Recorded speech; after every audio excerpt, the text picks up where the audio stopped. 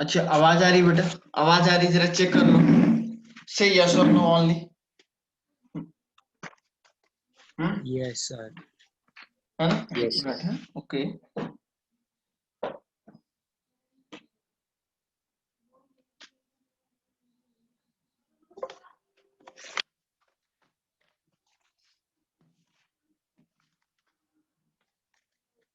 तो मैंने कल आप लोगों को जो है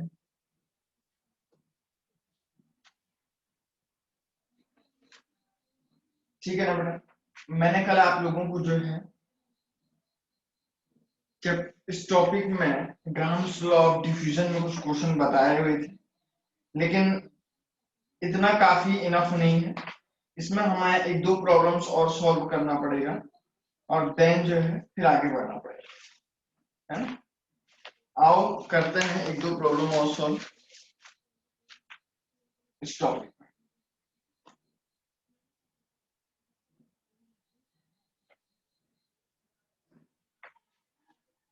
तो हमारे पास क्वेश्चन है बच्चों, 1 लीटर ऑफ, थोड़ा सा आज मैं क्वेश्चन के लेवल को बढ़ा रहा हूँ, समझ रहे हैं ना? हम लोग थोड़ा सा क्वेश्चन के लेवल को बढ़ा रहे हैं, लेवल को बढ़ा के सॉल्व करते हैं, ठीक? तो देखिए 1 लीटर ऑफ, क्वेश्चन क्या है? क्वेश्चन आपके पास 1 litre of gases mixture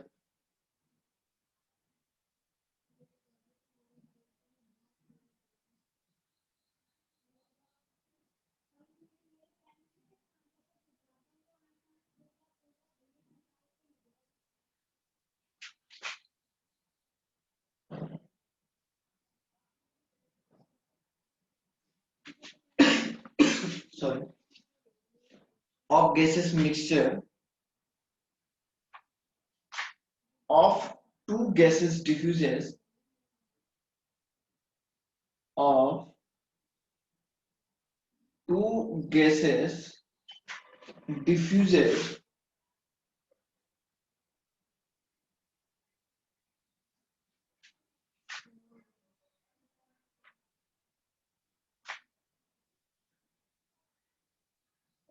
in 311 second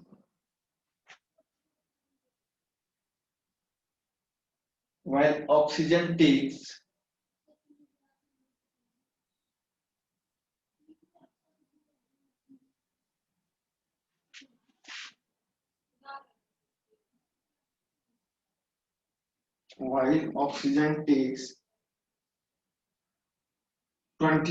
20 minutes,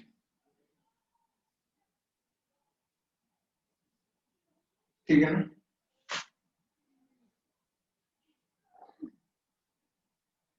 minute देख लीजिएगा कहीं तो कोई प्रॉब्लम है तो।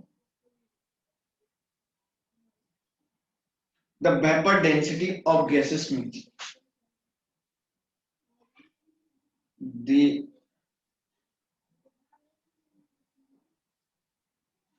vapor density of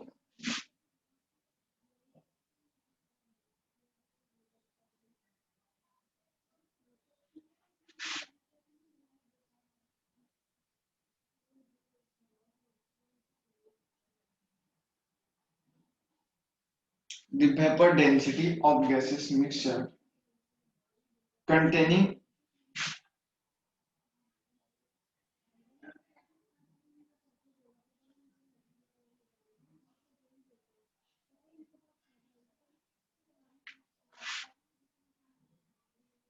CH4 and H2 is। आओ पहले क्वेश्चन पढ़ते हैं तब बताते हैं। 1 litre of gases mixture of two gases diffuses in 311 second while oxygen takes 20 minutes, ठीक है ना? मतलब दोनों का वॉल्यूम बिल्कुल सेम, मतलब दोनों का वॉल्यूम बिल्कुल सेम है, समझ रहे हैं क्या? 1 लीटर ऑक्सीजन आपने लिया था, 1 लीटर कोई गैस का मिक्सर लिया था, वो आपका कम से कम कितना 311 सेकेंड का टाइम लगा रहा है। व्हाइल ऑक्सीजन टेक्स 20 मिनट, जबकि ऑक्सीजन जो है 20 मिनट ले रहा है। the vapor density of the gaseous mixture containing CH4 and methane. Methane and hydrogen is there. You have to find out the value of the vapor density of the gaseous mixture. मतलब gaseous mixture, this is the mixture containing the methane gas and the hydrogen gas. Are you getting my points? So how to calculate the vapor density? First of all, you have to note down the formula of vapor density of the gaseous mixture. आप लोगों को formula लिखना है gases mixture के vapour density, ठीक है ना, gases mixture के वेपर डेंसिटी का फॉर्मूला लिखना है. So vapour density is equal to, मैं इसे लिखता हूं D into Bp. This is the vapour density of the gases mixture, molar mass upon 2. So molar mass किसका होगा बच्चों, मैं यहाँ पे लिखूंगा molar mass of gases mixture. Gases mixture का मोलर मास ही आपको लेना है. बहुत ही सिंपल तरीके से आप करेंगे. तो अब आपको वॉल्यूम चेक करना है. So volume is already given 1 litre. 1 litre volume दिया हुआ है. एंड T ऑफ 1 का मतलब हो गया गैसेस मिक्सचर, ठीक है ना बेटा. गैसेस मिक्सचर की बात कर रहा हूं. It is equal to 311 second. And the T of 2 is given in the 20 minute. You have to change minute into second. Okay, so 20 into 60 equal to 600 second. Okay.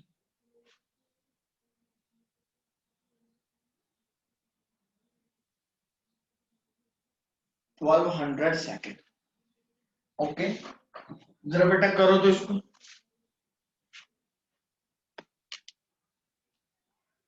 Okay, Y 2 litre, B2 भी दिया है बेटा, उसमें B2 भी दिया हुआ है, 2 litre लिखा हुआ है ना. तो B2 की वैल्यू भी देख सकते हैं आप, 2 लीटर. करो तो इसको कैसे करते हैं.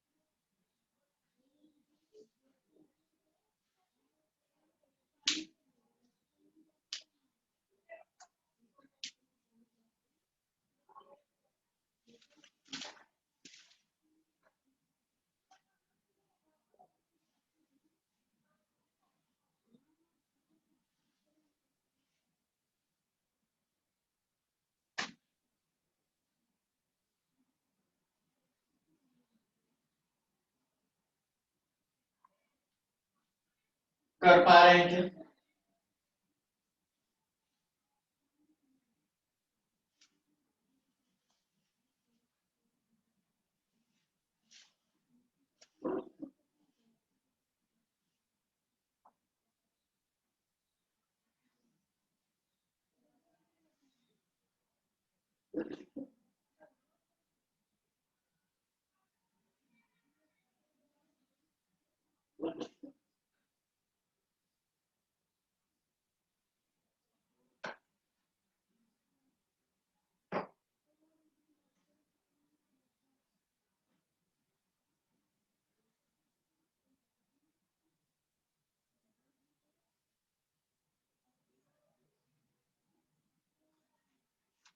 देखिए मैं ही करूं क्या.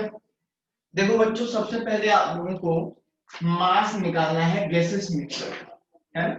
तो how to find out the mass of gases mixture. Gases mixture का मास कैसे निकालो. So rate of diffusion of one gases divided by rate of diffusion of the second gas equal to molar mass of the second gas divided by molar mass of the first gas. Okay, but R1 और R2 की value क्या होगी ये आपको check करना है, ठीक है ना। आप लोगों को करना क्या है बच्चों, M1 की वैल्यू फाइंड आउट करना है और M2 is already given 32 gram, this is the molar mass of the oxygen. M2 is already given 32 gram, this is the molar mass of the oxygen atom, ठीक है ना बेटा। ये जो है ऑक्सीजन एटम का मोलर मास है, ठीक। अब देखिए इसमें क्या होगा बेटा, अब देखिए, अब मैंने आपको बताया कि R1 upon R2 equal to होता है V1 into T2 divided by V2 into T1। कल बताया था बेटा, देख लो जरा से, कोरिलेट करो फॉर्मूले को। और V1 into T2 divided by V2 into T1 equal to हो जाएगा आपका M2 upon M1, this is the find. So B1, the value of the B1 is the 1 liter and B2 is the 2 liter and T1 is इतना and T2 is already 2। दोनों value यहाँ पे दी हुई है।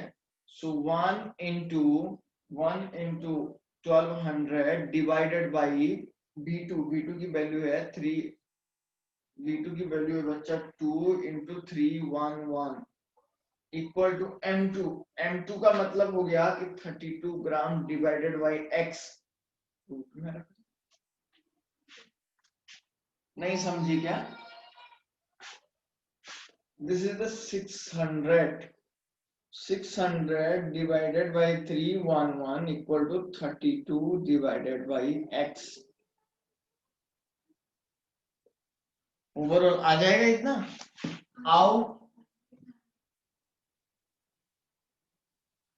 आओ एक काम करते हैं, 600 डिवाइडेड बाई 311 करते हैं तो देखते हैं बच्चों ये 1.292 आ रहा है, 1.92 ऐसा आ रहा है equal to 32 divided by x, है ना। अब 1.92 का स्क्वायर कर दो और 32 डिवाइडेड बाई क्या कर दो x, ऐसे ही होगा ना। देख लीजिएगा कोई कहीं पे कुछ गड़बड़ी तो नहीं हुई है। B1 इंटू T2, B1 की वैल्यू ये रखी है, T2 की वैल्यू मैंने 1200 रखी हुई है और B2 इंटू T1 यही था ना, और M2 अपॉन M1 रख दिया, ठीक है ना बेटा। और अब आपको करना क्या है, तो ये वैल्यू इतनी आई है तो 1 मिनट है,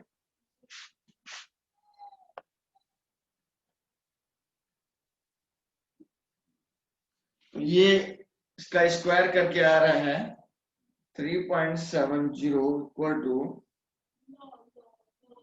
32 divided by x, so x is equal to 32 divided by 3.7, तो ये करीब कितना आएगा, एक मिनट है, ये आ रहा 8.6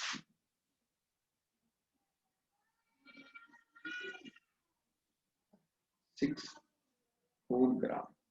ये क्या आया बेटा, ये तो आपका क्या गया, m इज इक्वल टू 8.64 ग्राम आ गया। So vapor density is equal to 8.64 divided by 2, तो 4.32 ग्राम पर लीटर आएगा। यही आ रहा है क्या आंसर, देखो तो यही आ रहा है, 4.3 आ रहा है बेटा। देख लीजिएगा किसी के उसमें अगर कुछ चेंजिंग आया है तो बता सकता है वो, देखो तो किसी के अगर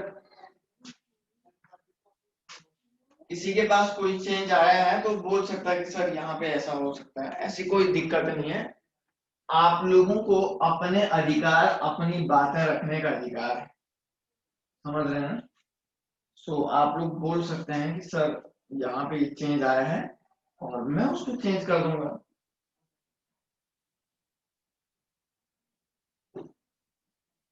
ठीक है ना, मुझे कोई भी प्रॉब्लम नहीं है। बताइए, हो गया बेटा ये क्लियर? चलिए आइए एक और क्वेश्चन सॉल्व करते हैं और देन आगे बढ़ते हैं।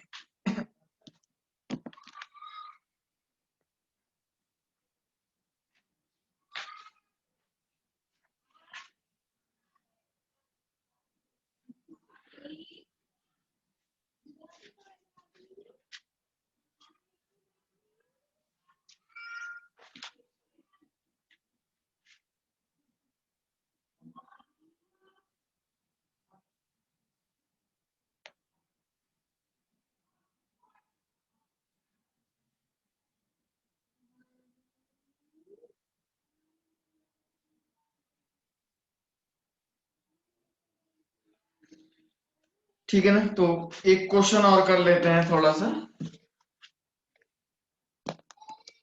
टाइम है अभी बचा हुआ, कर लेते हैं हम।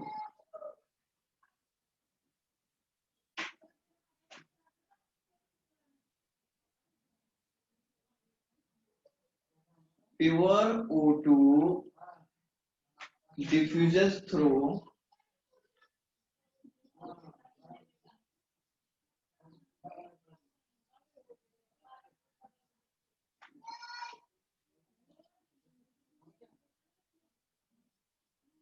an aperture in 2 to 4 seconds. ठीक, whereas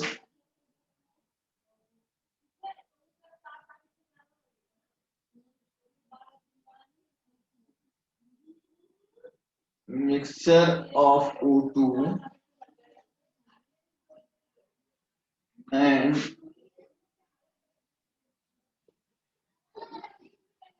another gas containing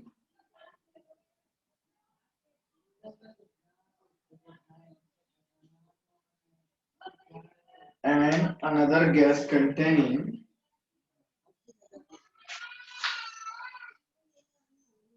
80% O2 diffuses from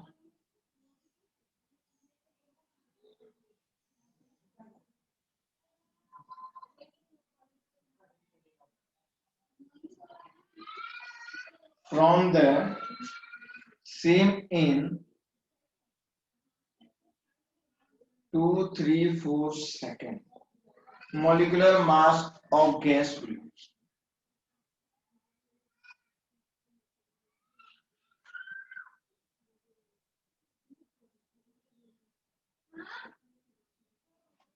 Of gas will be. Gas का मॉलिक्यूलर मास क्या होगा?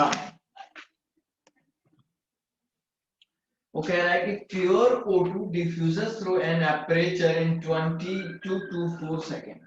इतने सेकंड में जो प्योर O2 है वो क्या हो रहा है बेटा? डिफ्यूज हो रहा है। Whereas a mixture of O2 and another gas containing 80% O2 diffuses from same in इतना सेकंड। अगर प्योर O2 को आप किसी अपरेचर के होल से, किसी कंटेनर के होल से डिफ्यूज करवा रहे हैं तो वो इतना टाइम ले रहा है। अगर आप O2 में कोई गैस को मिक्स करा रहे हैं, 80% उस गैस में O2 है, तो उसके बाद वो इतना टाइम ले रहा है, तो मॉलिक्यूलर मास कितना होगा? उस गैस की बात कर रहा हूं, है ना? उस गैस का मॉलिक्यूलर मास कितना होगा? करो तो।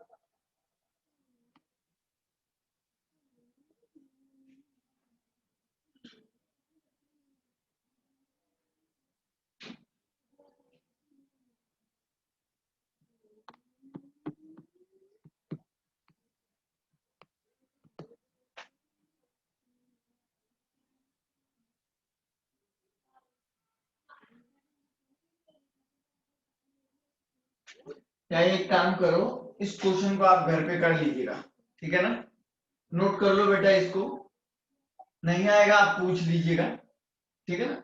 और मैं थोड़ा सा कंसेप्ट पे चल देता हूँ बेटा, टाइम हो रहा है धीरे धीरे, है ना।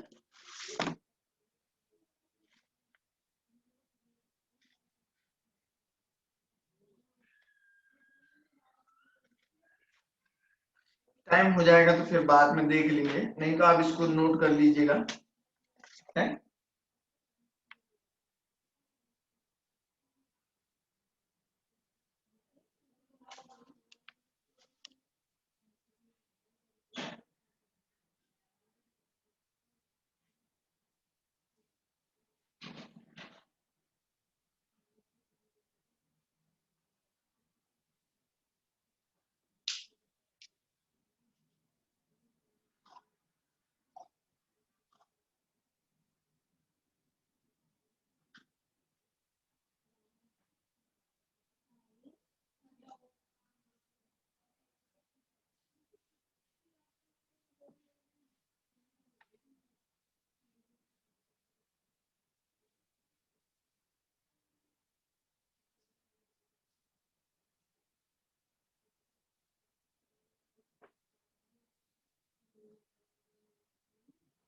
ठीक, नोट हो गया। आओ आगे बढ़ते हैं। अब मैं आप लोगों को kinetic molecular theory of gas पढ़ाता हूं, ठीक है ना। इसमें अगर किसी को कोई डाउट आता है वो पूछ लीजिएगा, एक बार ट्राई करिए आराम से घर पे, नहीं तो मैं बताऊंगा, है ना।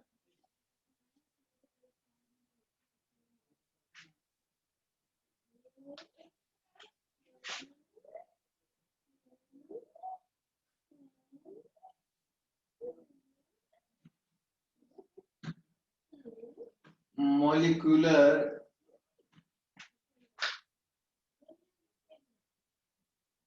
थ्योरी ऑफ गैस पार्टिकल, देखिए क्या इसमें बताया गया, ये एक ऐसा कंसेप्ट है जो गैसेस पार्टिकल के मॉलिक्यूलर बिहेवियर और काइनेटिक कंसेप्ट को डील्स करता है, ठीक है ना। इट डील्स विद, मैं यहां पे लिख देता हूं,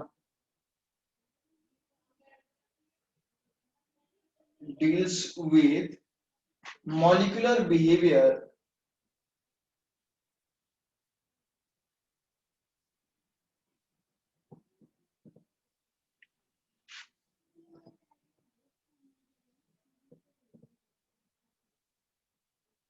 काइनेटिक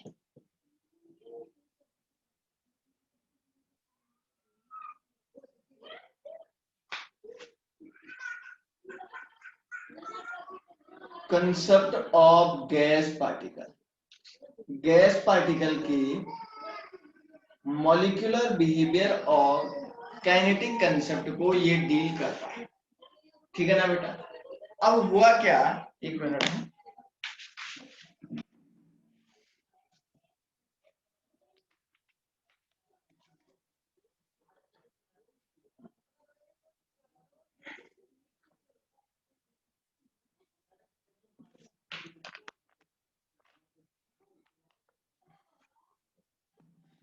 मैंने आपको बताया ये जो kinetic molecular theory of gases है, ये गैसेस के मॉलिक्यूलर बिहेवियर और काइनेटिक कंसेप्ट को डील्स करती है। गैस कैसे होते हैं, किस तरीके से बिहेव करते हैं, उनके साथ टेम्परेचर का क्या रिलेशन है, उनकी काइनेटिक एनर्जी क्या होती है।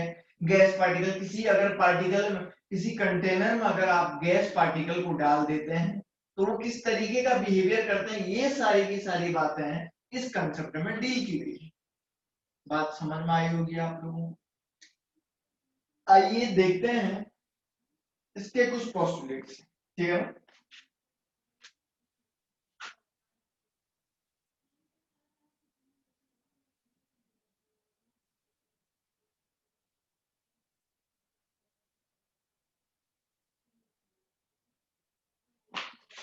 Postulates of kinetic theory of gas, इन्होंने क्या कहा बच्चों, जरा ध्यान से देखिए।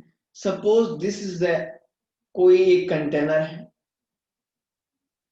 इस कंटेनर में मैंने गैस पार्टिकल को लिया गया है, इस कंटेनर में जरा ध्यान से देखिए, गैसेस पार्टिकल जो होते हैं स्मॉल छोटे छोटे पार्टिकल से मिलके बने हुए होते हैं, ठीक है ना, छोटे छोटे पार्टिकल से मिलके बने हुए होते हैं, ठीक है।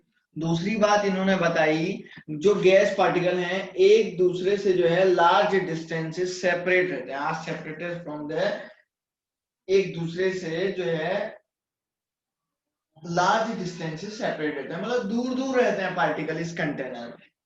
लेकिन ये जो है एक स्टेट ऑफ सीजलेस, या हम लोग बोलते हैं रैंडम मोशन में होते हैं। मतलब आप देख रहे हैं रैंडम का मतलब गड़बड़, कभी इधर कभी उधर कभी इधर कभी उधर, और जैसे जैसे कभी इधर उधर जाते हैं, और जैसे रैंडम मोशन में ये पार्टिकल होते हैं। ये पार्टिकल जैसे रैंडम मोशन में होते हैं तो कंटेनर की वॉल से टकराएंगे, समझ रहे हैं क्या। और कंटेनर की वॉल से टकराएंगे तो जब कभी इस बर्तन के वॉल से जब टकराएंगे बच्चों, ठीक है ना, और उसके बाद टकराने के बाद, उससे टकराने के बाद इधर आएंगे तो हो सकता है दूसरे पार्टिकल के साथ भी टकराएंगे। तो इस तरीके से एक दूसरे से गैसेस पार्टिकल का टकराना ही कोलिजन कहलाता है। यही इस बात को कोलिजन बोलते हैं। मतलब कभी इधर टकराएगा, कभी उस बर्तन पे टकराएगा, कभी उस पे टकराएगा, और कभी इधर कभी उधर कभी इधर, इस तरीके से गैसेस पार्टिकल का टकराना, that is called collision. Clear हुई ये बात। दूसरी बात इन्होंने ये कहा कि जो भी कोलिजन होता है, ठीक है ना, कोई भी जो कोलिजन होता है बच्चों, ये परफेक्टली एक तरीके से इलास्टिक होता है। इलास्टिक का मतलब हो गया, गैस ने एक से टकराया उधर, फ्लेक्सिबल, यूं टकराया उधर चला गया, यूं टकराया ऐसे, यूं टकराया इधर उधर, ऐसे जाते हैं ना। ऐसा तो नहीं होता गैस पार्टिकल यूं टकराया और सीधे नीचे गिर जाते हैं, ऐसे तो नहीं होते हैं ना, है ना। गैस कभी यूं टकराता है तो पीछे जाता है, कभी ऐसे टकराता है, तो that is called elasticity. So you can say that collision of the gaseous particle is the perfectly elastic in nature. Perfectly gases particle का जो कोलिजन होता है ये एक तरीके से इलास्टिक नेचर का होता है। तीसरी नेक्स्ट जो बात बताई थी, इन्होंने बोला कि भाई जो गैसेस पार्टिकल हैं इनको एक दूसरे के साथ टकराने के लिए, जो गैसेस पार्टिकल हैं इनको एक दूसरे के साथ टकराने के लिए कोई फोर्स ऑफ अट्रैक्शन की आवश्यकता नहीं है। इनके बीच में कोई फोर्स ऑफ अट्रैक्शन नहीं होता है कि ये जो एक दूसरे के पास आएंगे तब टकराएंगे। Automatically this is the spontaneous process, this is the spontaneous process. मतलब ये है कहने का, ये एक ऑटोमेटिक प्रोसेस है, ये अपने आप हो जाता है। बात समझ में आ रही है। दूसरी जो नेक्स्ट लास्ट पॉइंट इन्होंने बोला कि भाई जो average kinetic energy of the gases particle है, जो average kinetic energy of the gases particle है वो डायरेक्टली प्रोपोर्शनल होती है टेम्परेचर की। The average kinetic energy of the gaseous particle is directly proportional to temperature of the system. If you increase the temperature, then you can say that if you increase the temperature of the container, then the collision tendency of the gaseous particle।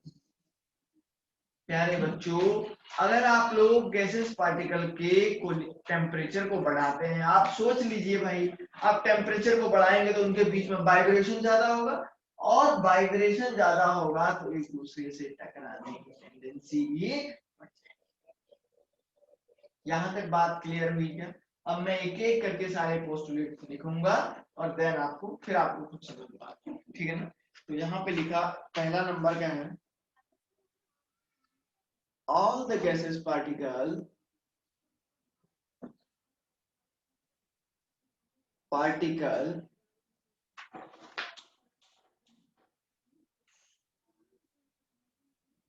are made up of small particle। all the gases ऐसे लिखिए, all the gases, ठीक है ना, small particle से मिलके बने होते हैं, ठीक है ना। दूसरा मैं ऐसे लिख सकता हूं, the gaseous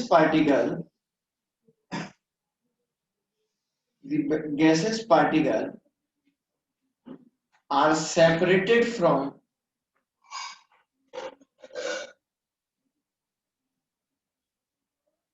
from one another,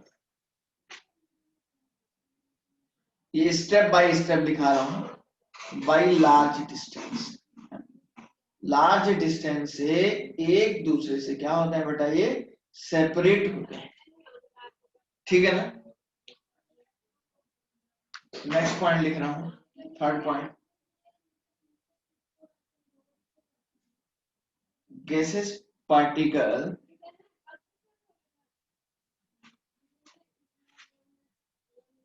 are in state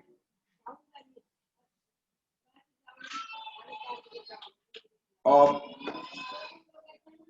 ceaseless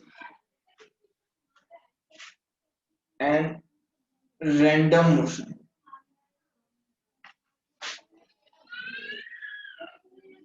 मतलब एक तरीके से ऐसे उल्टे सीधे घूमते रहते हैं, दैट इज कॉल्ड सीजलेस, कभी इधर कभी उधर कभी इधर कभी उधर, ठीक है ना। और या इसको बोलते हैं रैंडम मोशन, ठीक है। During their motion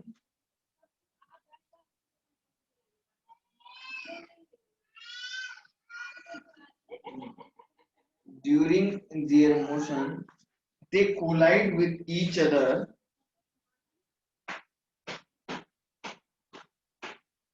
they collide with each other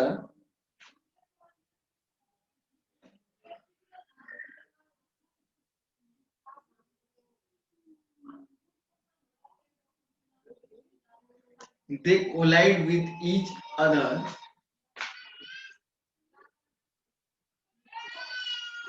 and wall of container,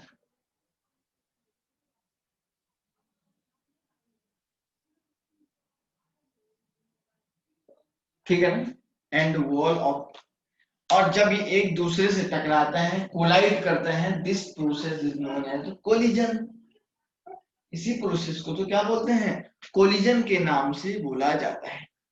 next point जो है, फोर्थ पॉइंट है, molecular collision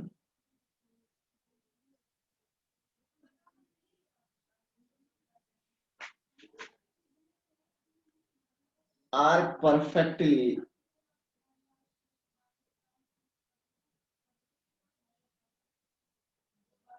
elastic in nature, are perfectly elastic in nature, ठीक है ना। फिफ्थ पॉइंट है, there is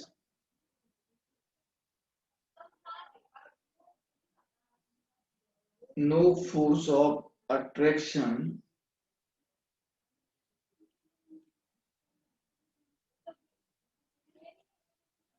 between colliding particle, colliding particle के बीच में कोई भी फोर्स ऑफ अट्रैक्शन नहीं होता है। द एवरेज काइनेटिक एनर्जी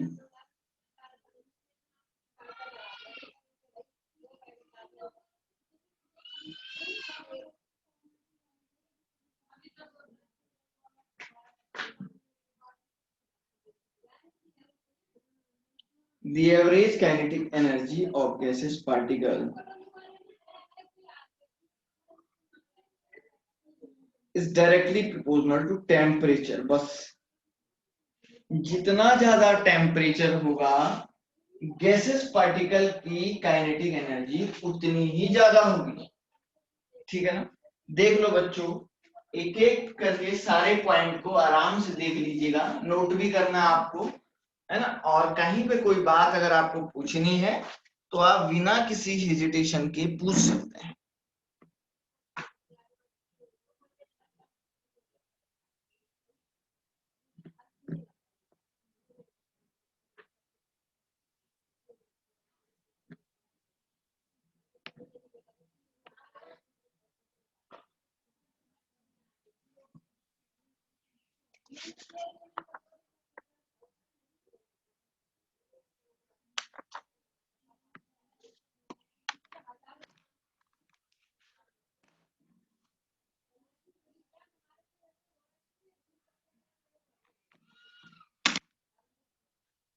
हो गया ना, चलिए ये हो गया। अब हम लोग पढ़ते हैं काइनेटिक गैस इक्वेशन को, ये इंपॉर्टेंट है, जेई एडवांस में जब क्वेश्चन आता है मोर देन वन आंसर वाले, उसमें इनको लिखा गया है इसके कौन सा जो है काइनेटिक मॉलिक्यूलर थ्योरी का पोस्टुलेट्स है, तो ये सब आपको याद होनी चाहिए, ठीक है ना। क्योंकि जब क्वेश्चंस आते हैं तो ये लाइनें पूछी जाती है क्या ये बात सही है या ये पोस्टुलेट्स है या नहीं है, तो जो पोस्टुलेट्स हैं वही मैंने आप लोगों को एग्जैक्ट वे में आपको लिखवा दिया है। बात समझ में आ रही बेटा? आइए आगे बढ़ते हैं।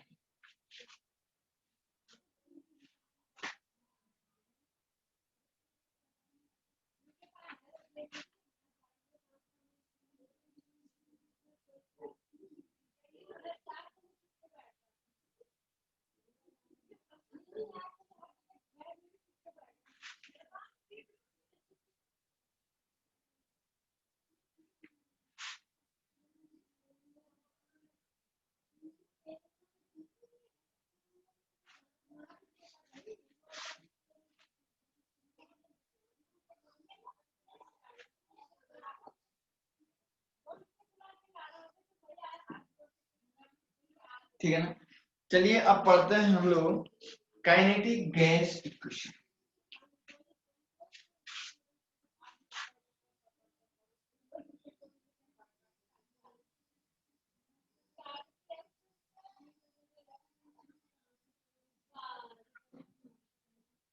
काइनेटिक गैस इक्वेशन किसको बोला गया है? On the basis of kinetic theory of gases, an equation was derived, ठीक है ना, एक इक्वेशन जो है डेराइव की गई थी किसके बेस पे? Kinetic gas, kinetic theory of gas के बेस पे। काइनेटिक थ्योरी ऑफ गैस के बेस पे हम लोगों ने एक इक्वेशन को डेराइव की थी। अब उस इक्वेशन का उस इक्वेशन का डेरिवेशन बेटा फिजिक्स में है, केमिस्ट्री में नहीं है। जब केमिस्ट्री के सिलेबस में ही नहीं है तो मैं काहे को पढ़ाऊंगा उसको? बात समझ में आ रही है? तो मैं ओनली आप लोगों को इक्वेशन लिखूंगा यहाँ पे। बात समझ में आई बेटा? उसका जो डेरिवेशन है वो आपके पास फिजिक्स में है, ये चैप्टर आपका फिजिक्स में भी है, तो दोनों मतलब फिजिक्स और केमिस्ट्री का आधा एक ही जैसा है ना। तो ध्यान रखिएगा कि काइनेटिक गैस इक्वेशन को आप लोग वहां पे भी पढ़ो, ठीक है ना। तो मैं यहाँ पे लिख देता हूँ, on the basis of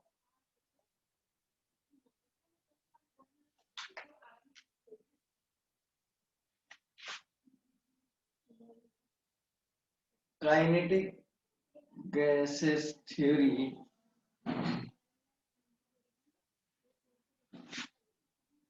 an equation was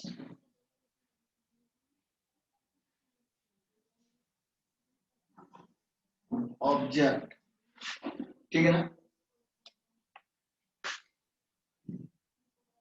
ठीक है ना। तो क्या इक्वेशन थी इसमें? ये बोला गया जो पीवी इक्वल टू होता है 1/3 mn/u²,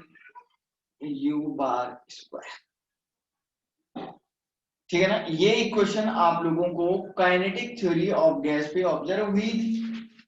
समझ में आई बेटा बात? ठीक है ना, ठीक है ना। प्रेशर वॉल्यूम के टर्म में, ठीक है ना, नहीं, ठीक है ना, प्रेशर और वॉल्यूम के टर्म में एक इक्वेशन आपको ऑब्जर्व हुई थी 1/3 mn/u², ठीक है, where m is equal to आपका था molecular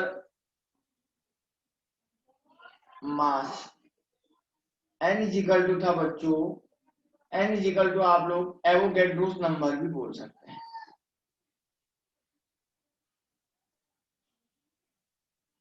and u² equals to था स्पीड ऑफ गैस पार्टिकल। अब ये स्पीड तीन टाइप की होती है, इसके बारे में हम इसके बाद पढ़ेंगे, अभी मैंने ओनली इसको स्पीड लिखा है। ये कौन सी स्पीड है ये फिलहाल मैंने नहीं लिखा है, ठीक है। अगर आप लिखना चाहते हैं तो इसमें से मैं आपको बता देता हूं, ये स्पीड आपका रूट मीन स्क्वायर वाली स्पीड है, ठीक है ना। यहाँ पे चाहे तो लिखना चाहते हैं ये रूट मीन स्क्वायर। अभी समझाता हूँ ये कहां से आया है ये टर्म, है ना, इसके बाद समझाता हूँ, ठीक है ना। अब देखो, वी नो दैट, हम लोग क्या जानते हैं kinetic energy is equal to होता है 1/2 mnu²। ठीक है ना, 1/2 mv² के बेस पे बना है, ठीक है ना, mv² के बेस पे, v is the velocity and we use the even use velocity और स्पीड, है ना। चलो, तो यहाँ पे क्या हुआ बच्चों, इस इक्वेशन से आप mnu² की वैल्यू निकाल दो, इस टर्म की वैल्यू निकाल दो, तो mnu² is equal to 2et, where ek is equal to आपका क्या था, kinetic energy. E K is equal to क्या था बेटा आपका, काइनेटिक एनर्जी, ठीक है ना। अब देखो क्या होगा, अब आपने बोला कि सर जब mnu² की वैल्यू निकलेगी तो इसको एक काम करो, इक्वेशन नंबर फर्स्ट में रख दो, ठीक है ना, इक्वेशन नंबर फर्स्ट में रख दो। तो इक्वेशन फर्स्ट में mnu² की वैल्यू रख दो, यहां देखो बेटा mnu² की वैल्यू यहां पे रख दो। So in equation first, PV is equal to 1/3 into 2 into EK। तो EK is equal to क्या हो जाएगा बच्चों, 3 into PV divided by 2, यही हो जाएगा ना। हम लोग जानते हैं PV is equal to RT for N is equal to 1 मोल। तो आप लोग क्या बोलोगे, जरा देखो, PV की जगह पे क्या रख दो, 3/2 RT। This is the final equation of kinetic energy of gaseous particle. This is the very important। आया समझ में। अब मैं लिखता हूं काइनेटिक एनर्जी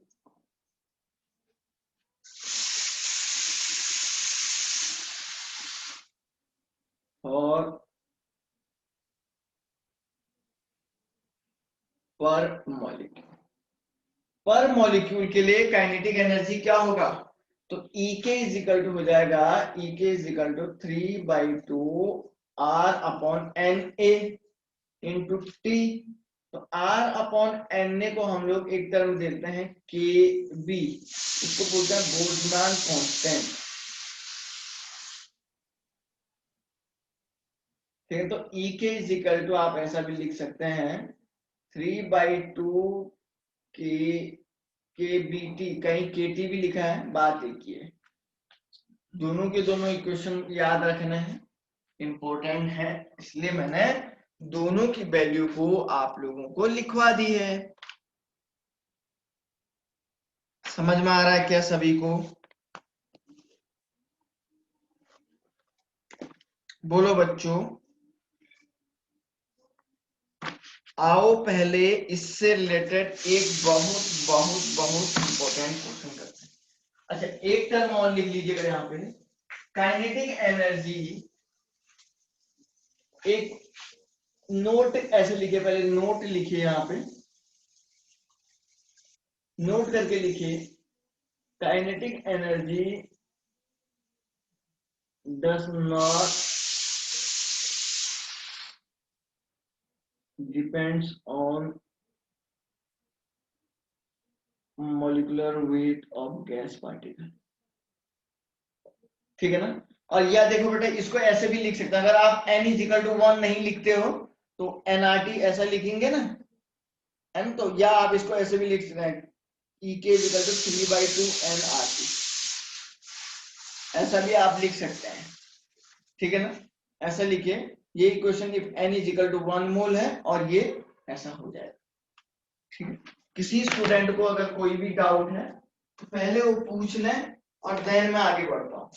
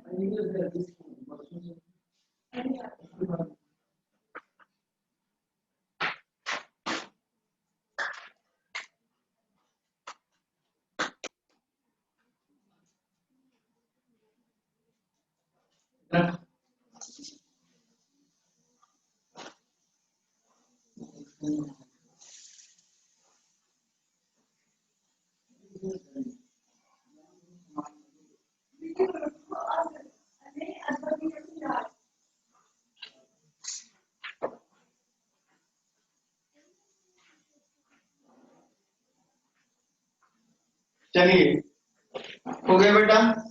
आओ एक क्वेश्चन करते हैं।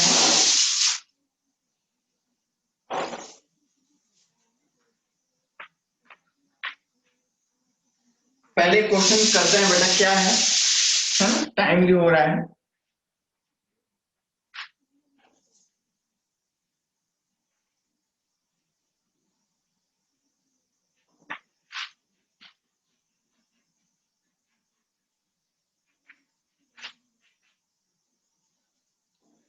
या आप बोलते हो तो क्वेश्चन को बाद में करवा लेंगे, पहले कंसेप्ट कर देता हूं खत्म, है ना। कर लेते हैं बेटा, चलो। Molecular speed of, types of molecular speed,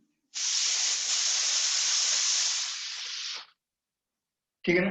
types of molecular speed question बाद में कर लेंगे, पहले देखो बेटा।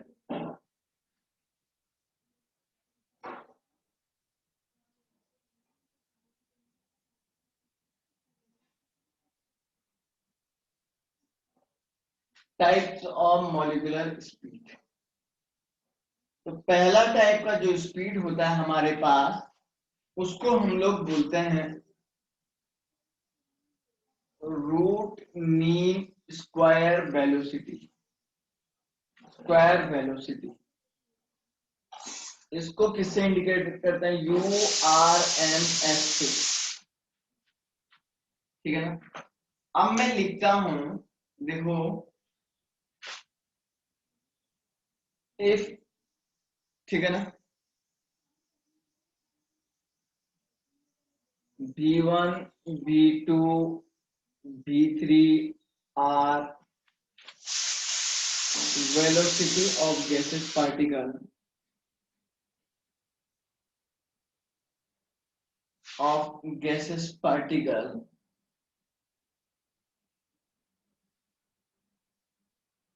then there, थोड़ा शॉर्ट में लिखा है ये टर्म मैंने, नीचे आपको समझ में आ जाएगा।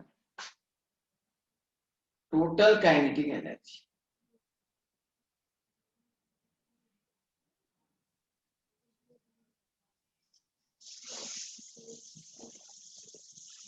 तो EK of total equal to क्या हो जाएगा?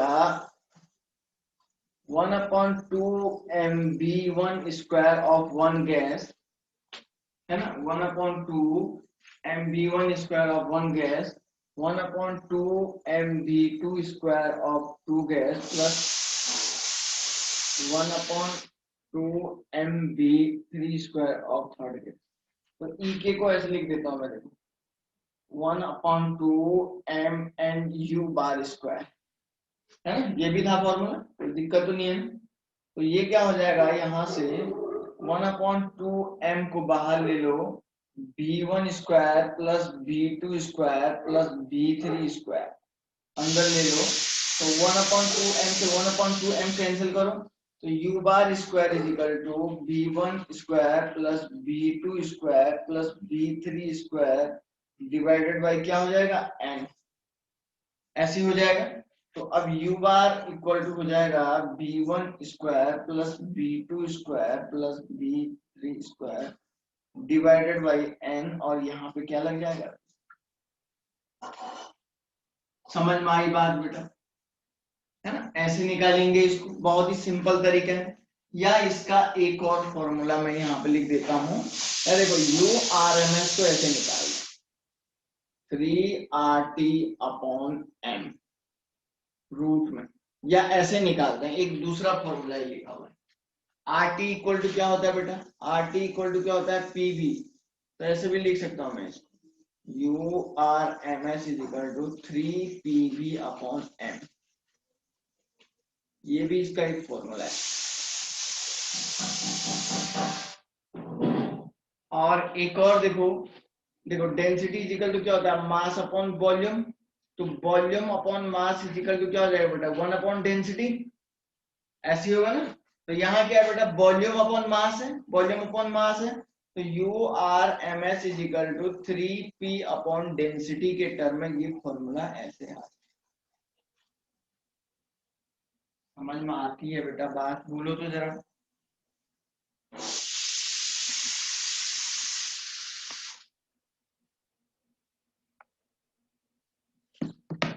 हो जाएगा, नोट कर लो बच्चों इसको जरा जल्दी से।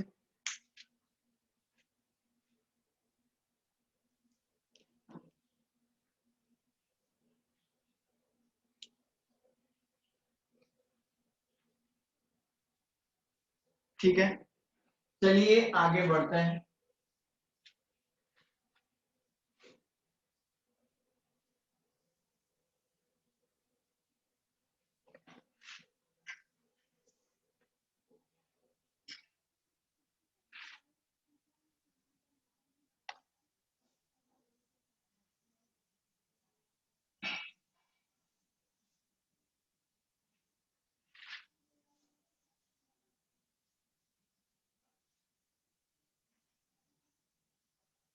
क्या होगा, देखिए, अब दूसरी वैल्यू वेलोसिटी है, एवरेज वेलोसिटी।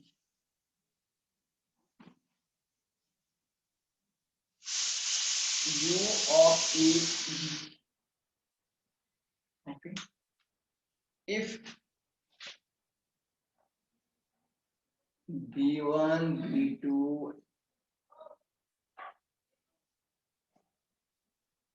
are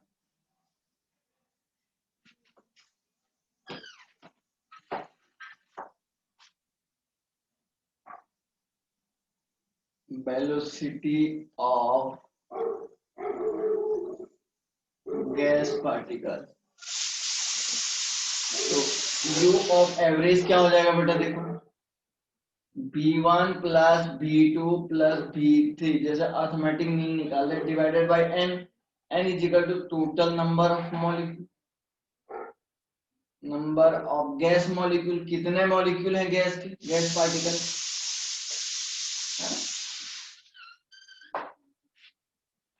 ऐसे निकाल देते हैं। क्लियर हुई बात, या इसको एक दूसरे फॉर्मूले से और निकालते हैं, u of A B equal to 8RT upon m, this is the final answer. कोई डाउट है तो पूछ लीजिएगा, ठीक है ना, pi m, sorry pi into m, ठीक है ना। और एक और लास्ट है, मोस्ट प्रोबेबल वेलोसिटी।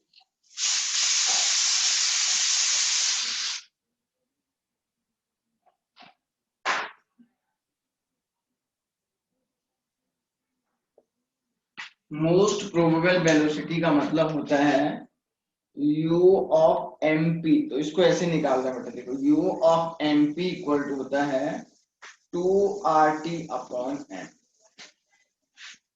या इसको पीवी में भी कन्वर्ट कर लो, 2pv अपॉन m, या इसको ऐसे भी लिख सकते हैं 2p अपॉन डेंसिटी। सारे के सारे इंपॉर्टेंट है बच्चों, ठीक है ना। और रेशियो निकालते हैं बेटा, ये पूछा गया था एक बार नीट में, u of mp is to u of ab is to u of RMS, इनका रेशियो आता है 1:1.12 is to 1.22। This is the very very very very important.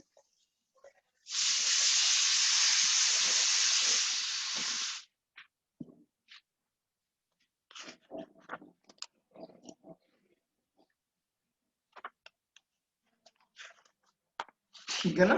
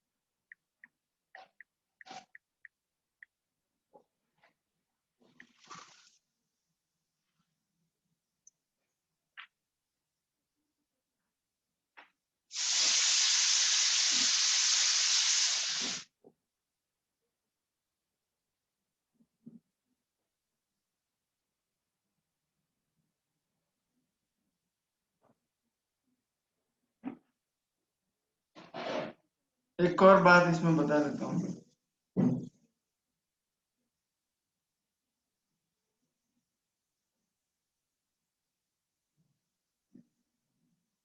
ठीक है ना। अब इन वेलोसिटी का ऑर्डर अगर पूछता है, ऑर्डर सबसे ज्यादा, ऑर्डर ऑफ वेलोसिटी, क्या ऑर्डर है बेटा इनका, देखो तो यू आर एम एस का सबसे ज्यादा स्पीड होता है, देन होता है बच्चों यू एवरेज का, और देन होता है यू एम।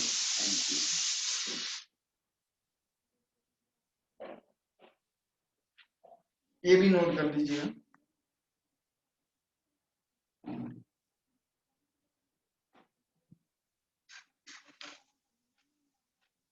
ठीक है ना, ये भी बहुत इंपॉर्टेंट बात बता रहा हूं, ठीक है ना, इसको भी नोट कर लीजिए। आओ एक नई बात और इसमें पढ़ते हैं, आओ एक नई बात और इसमें पढ़ते हैं, ठीक है ना। क्या पढ़ते हैं बच्चों, कि वेलोसिटी के फॉर्मूले याद रखने हैं आप, ये पूछे जाते हैं एग्जाम में, समझ रहे हैं ना आप लोगों को ये वेलोसिटी के फॉर्मूले याद रखने हैं, ये आप लोगों से पूछे जाते हैं। कभी कभी ये रेशियो पूछा जाता है, कभी कभी बोला जाएगा कौन सा ज्यादा है, तो U R M S is greater than होता है U A B and this is the U R M P. U M P most probable सबसे पीछे होता है, स्पीड का ऑर्डर, इनका रेशियो है, इनके फॉर्मूले हैं, ये सारी चीजें आप लोगों को पता होंगी। आओ मैं इसको एक नए तरीके से कोरिलेट करता हूँ। देखिए इस वेलोसिटी के टर्म को एनर्जी के टर्म में कन्वर्ट करता हूं, ठीक है ना, वेलोसिटी के टर्म को एनर्जी के टर्म में कन्वर्ट करता हूं।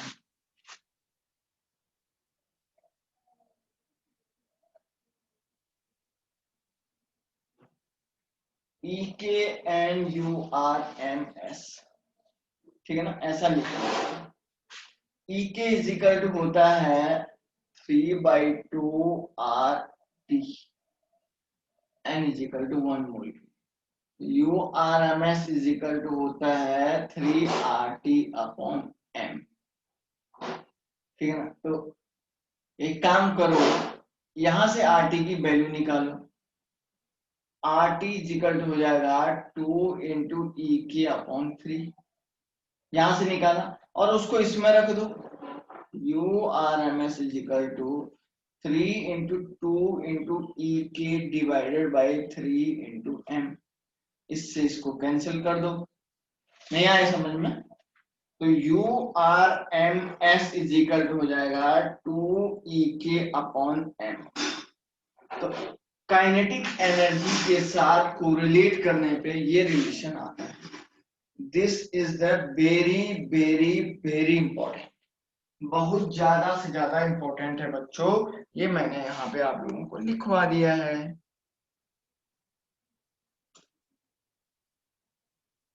बोलो कर लोगे, कोई डाउट है बेटा, किसी को कुछ पूछना है पूछ लीजिएगा।